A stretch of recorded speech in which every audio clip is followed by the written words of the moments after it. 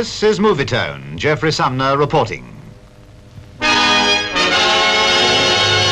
story of floods, this time from the Punjab in India.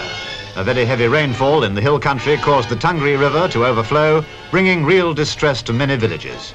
20 villages have been affected and some 1,200 houses have collapsed. Their inhabitants have had to get out. India, unhappily, is right in the news. For in addition to the reports of fighting with the Chinese on the northeast frontier, flood havoc on a large scale has rendered many thousands homeless. In spite of having lost everything, some of these people look pretty cheerful all the same.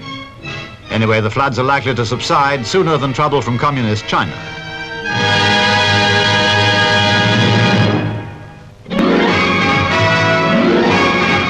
Everyone knows that